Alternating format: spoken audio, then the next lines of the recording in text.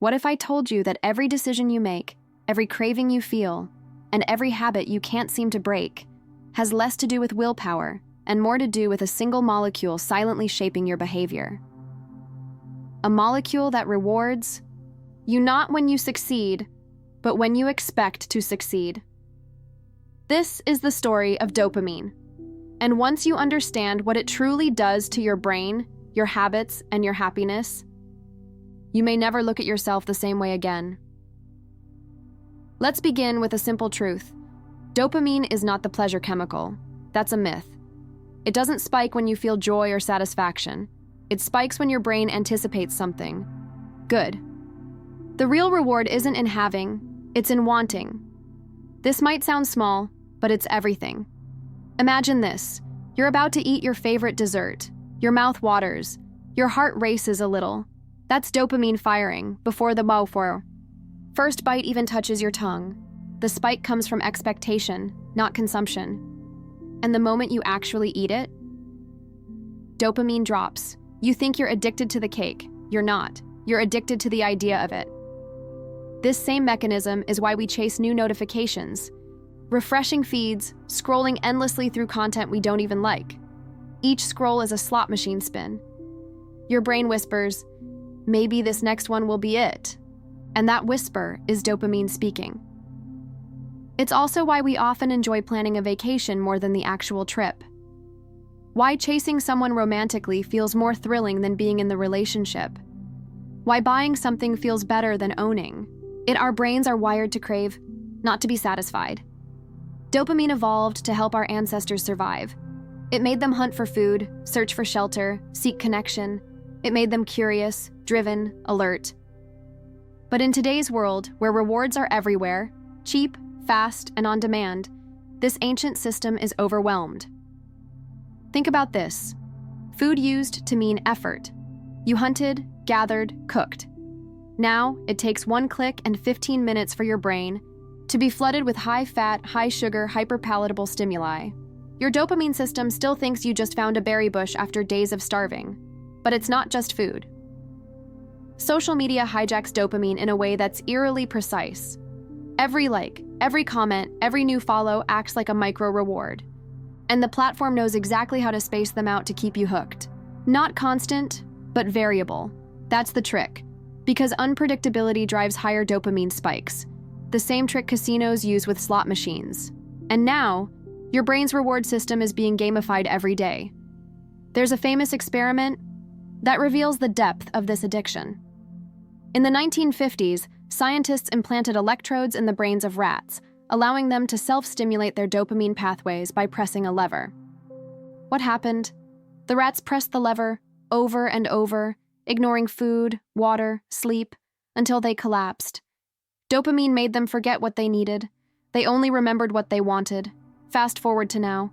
We've become those rats in smarter cages, except our levers are smartphones.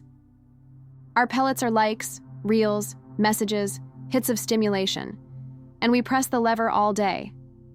But here's the most important part. Dopamine is not the enemy. Without it, we'd feel no drive at all. No curiosity, no excitement. People with low dopamine, such as in Parkinson's disease or major depression, often describe life as flat, gray, meaningless. So the answer isn't to kill dopamine, it's to understand how to use it. And that's where we get to the concept of dopamine balance. Dr. Anna Lembke, a psychiatrist at Stanford University and author of Dopamine Nation, describes our reward system as a seesaw. On one side, pleasure. On the other, pain. When you experience a spike of pleasure, let's say you binge watch a show for 6 hours, your brain compensates by tipping the seesaw toward pain. You might feel restless, anxious, numb, or even sad afterward. That's the brain restoring balance. If why you ignore that balance and keep chasing spikes, your baseline level of dopamine drops. This is what scientists call hedonic adaptation. Over time, it takes more to feel less. You build tolerance. That same show doesn't feel as exciting. The same junk food doesn't taste as good. The same Instagram hit feels dull. So, how do we recover? How do we reclaim balance in a world that constantly pulls us out of it? One tool that's gained attention is the dopamine detox. It sounds trendy, but the principle is ancient. It simply means stepping away from high-intensity stimulation long enough for your brain to reset. You're not starving yourself of joy, you're retraining your reward system. Let's be clear, a dopamine detox doesn't remove dopamine.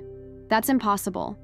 It means removing artificial, low-effort highs so that real-life, slower, more meaningful rewards can feel good again. It might start with simple actions: eating without your phone, walking without headphones, reading instead of watching, sitting in boredom. Yes, boredom. Because boredom is the doorway to creativity, to clarity, to depth. When your brain has no cheap hits to chase, it starts looking inward. And that's when ideas return. That's when you feel the urge to write, to build, to reach out, to grow. Dopamine isn't just about pleasure. It's the chemical of pursuit. And pursuit is where meaning lives.